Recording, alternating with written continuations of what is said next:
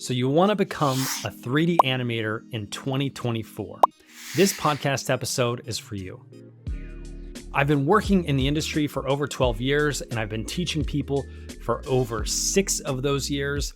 And over the last year especially, I've seen a lot of people come and go trying to be a 3D animator. And one of the main things that I see that they struggle with is consistency. So the first tip for you I would have is to make a goal to work for at least 30 minutes a day every other day. Think about the minimum that you can do to just get in the chair. I think a lot of new students get so overwhelmed with the prospect of learning 3D animation that they never even start, or they fear sitting down at the computer and doing the work because they know it's going to take a while and they don't have that much time. So my suggestion to you is to set a goal for only 30 minutes. Don't work anymore. What you may find at the end of that 30 minutes is you have a rhythm and you want to keep working. But just to start working, say, I'm going to quit in 30 minutes. I'm just going to dabble, take the pressure off yourself and sit down. That will allow you to be more consistent, which is more important, I think, than trying to cram it in before an exam, for example. The person who studied consistently throughout the year is going to perform better and retain the knowledge more if they're studying more consistently than if they just crammed right before the exam. In our case, maybe just working, 6 hours a day and staying up really late on a Saturday night. And that's all they did the entire week in terms of working on their animation.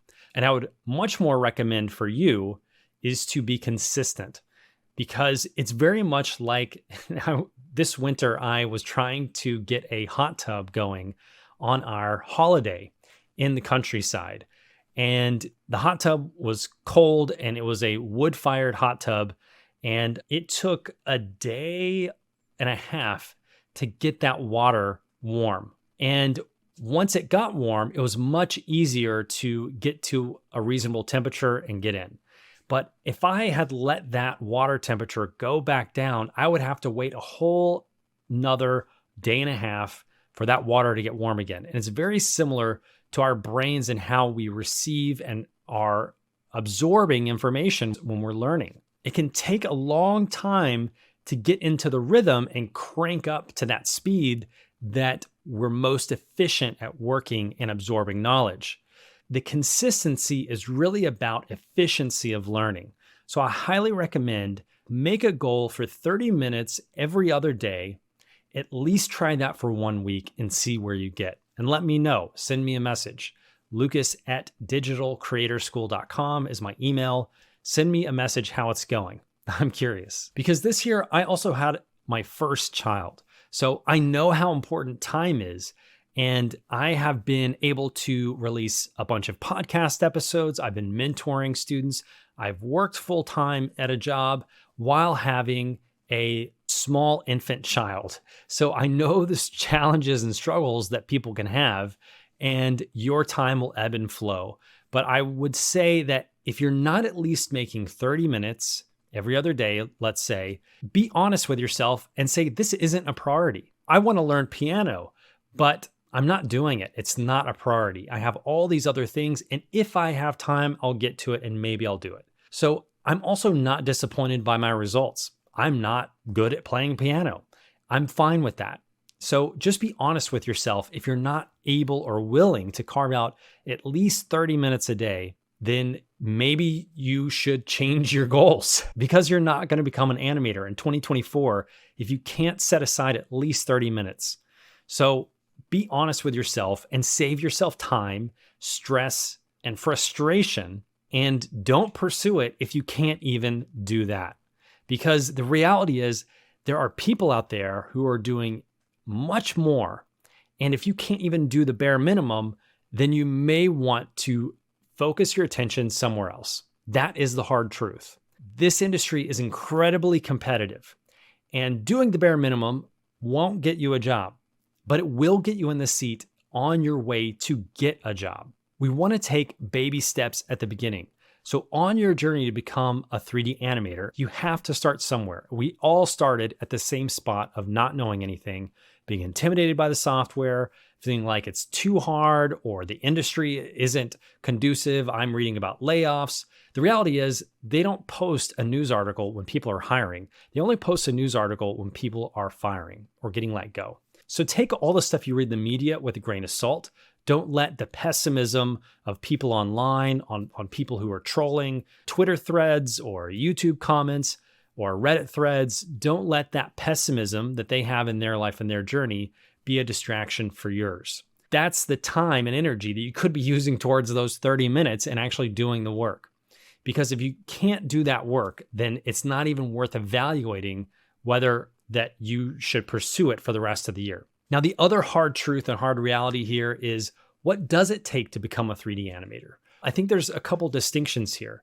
To learn and create animation proficiently, that doesn't take too long. You can do that in a fairly short amount of time. To create 3D animation professionally, however, that does take some time, but you can't do one before the other. You have to create animation proficiently before you can create it professionally. So don't put the cart before the horse and just put your head down and do the work that you need to do to get where you want to go along your animation journey. Too many people focus on the end goal and they either get overwhelmed, they get pessimistic by what they read online, and they don't put in the work. And they allow all these things to be a distraction to actually just getting the work done. Is becoming a 3D animator easy? Absolutely not. It's not easy. There are many other more easy things to do. You could learn to juggle one ball. You could learn to, I don't know what else sounds easy. Brush your teeth more, better. I don't know. There's all kinds of other, if you're looking for easy stuff, don't pursue 3D animation. I pursue it because it's difficult. I find that more interesting to challenge myself. And so the other hard truth here is you need to come to terms with how difficult it is and be prepared for that. If you're not prepared for that, it's going to be even more difficult. And you'll be incredibly more unprepared if you're not actually doing the work and you build up this expectation over time and think, okay, I'm finally going to sit down and do the animation. And you've built up this idea in your head, and then you finally sit down and have difficulties, you're going to be off put by that. So just keep your expectations low, sit down, try to see what you can do in 30 minutes, and you'll improve a little bit every day. We're just looking for tiny incremental improvements over a long period of time, because that's the reality of how it's going to work whatever you do. There's no shortcuts here in learning animation. Now, of course, some people are naturally more accustomed to understanding how motion works. Maybe they're a dancer or they have some other advantages in their life that allows them to have good proprioception of how to move and how to translate that movement into animation. That's fine. That could be their journey. That if that's not your life, then you got to play the cards that you're dealt and work with what you have. And so you have to start somewhere. And I encourage you to start now, because we are almost halfway through January, and before you know it, it's going to be the end of the year. I've had people enrolled in Animator's Journey Beginner for over a year. I designed that course to be 7 weeks long, and things happen and people get sick or they move or they lose a job. And I get it. Things fall by the wayside. But what's been fascinating is that there is truly a bell curve and statistical averaging of the kinds of students, no matter what program you're in. There are going to be people who are never even going to show up. There are going to be people who do the bare minimum. There's going to be people who overachieve and do the most that they can do. Sometimes they burn out because they can't manage that as well for the long term. So that can also be equally as dangerous. What you need to do is just do the consistent work. And that's why I suggested the 30-minute kind of exercise, at least for a week. Give it a shot. So we want to make sure that we're going into this for the long term and that we're prepared for the journey. My best students are the ones who I see posting work consistently in the community for feedback. They're the people who receive the feedback. They don't respond in 5 or 10 minutes with a new version. They absorb the information, they spend time addressing those notes, and then they resubmit it. They don't go away for a month or 2 months and then pick it back up. Those people have a lot more relearning to do. Like that hot tub example, getting cold, they have a lot more warm-up time to get to where they were a few months ago if they've taken that long of a break. Now, don't take any of this personally. This is how human beings, this is how our short-term memory and long-term memory work. You have to acknowledge these things are just fundamental to the human experience. This isn't outing anybody. If I behave the same way as all those range of people, I would get the exact same results as them. So keep that in mind, that this isn't a personal attack on anybody or how they choose to live their life. This is simply just an observation I've made of the students who enroll in the course. They have the exact same information, the exact same amount of support.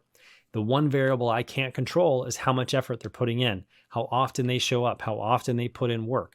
And I can tell the people who do because A, they're the ones posting in the community. So it's obvious that they're doing more work more consistently, and they obviously get better consistent results. It's not, you might be thinking this is pretty obvious, but you would be surprised when it comes to our own work ethic or our own behavior, our own striving for a goal, how all of that kind of common sense flies out the window, and we all think we're a special case and it doesn't apply to us, and we can just cram a few hours one night a week and that will suddenly be working at Pixar somewhere.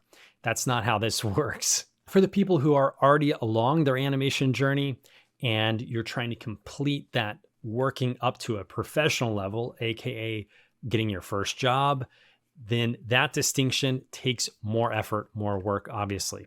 So what you want to do is get very polished work. That is a transition that I think becomes hard for people from beginner to intermediate to advanced, is understanding the amount of work that comes into a polished shot. What I find is that there is shot fatigue with people who are trying to transition into a professional career.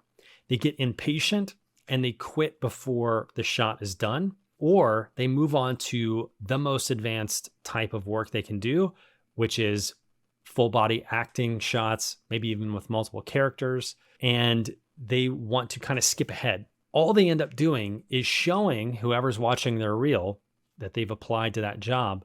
All they're doing is showing that they can't do that work. So you want to make sure that you're pushing yourself, but you're also progressing at a consistent rate.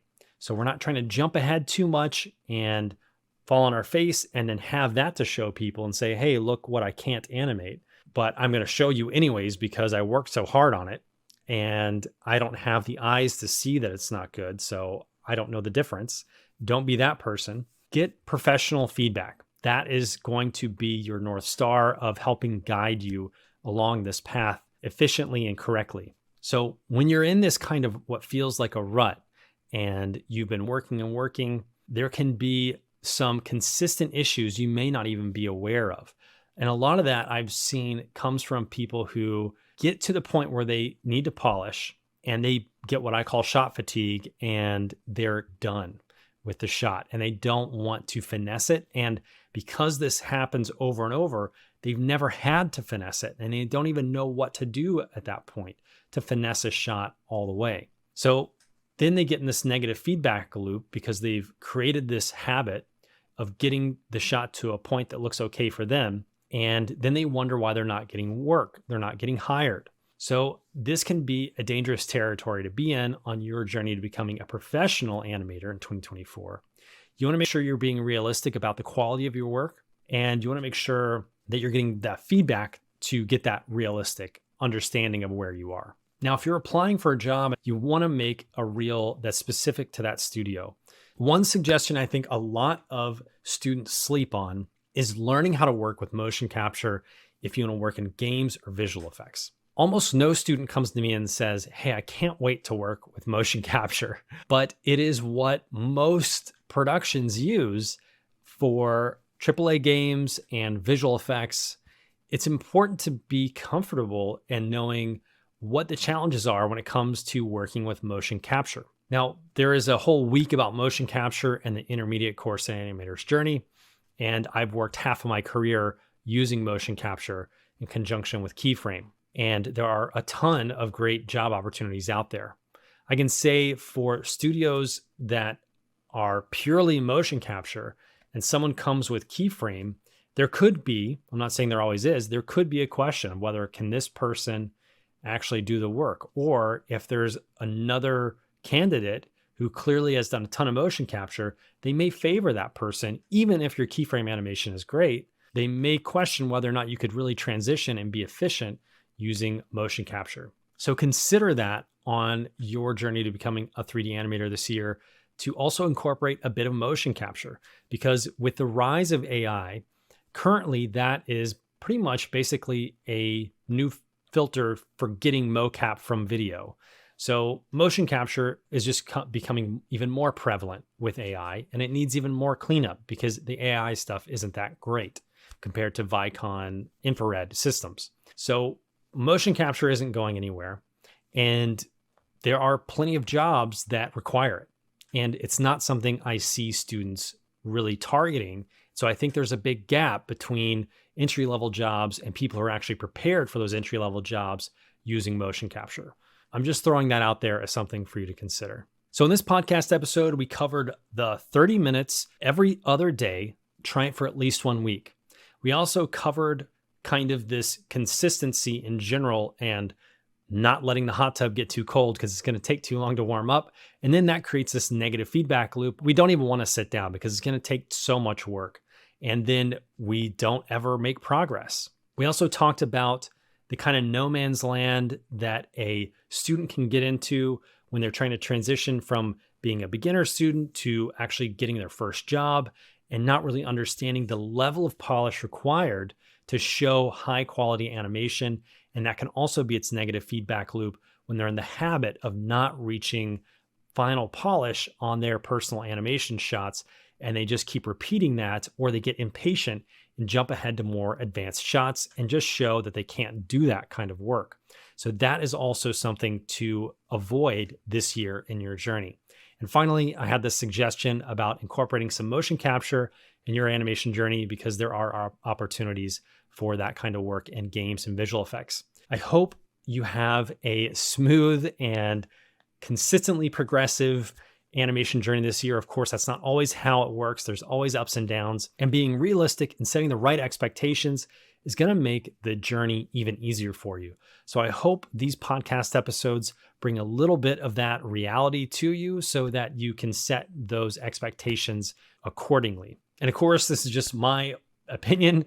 Someone else might think something different, and I encourage you to talk to other 3D animators and continue listening to some of the interviews I've done with other people to get their perspective as well on other podcast episodes of Animator's Journey podcast. Thanks for listening to this week. I look forward to seeing you in the next one.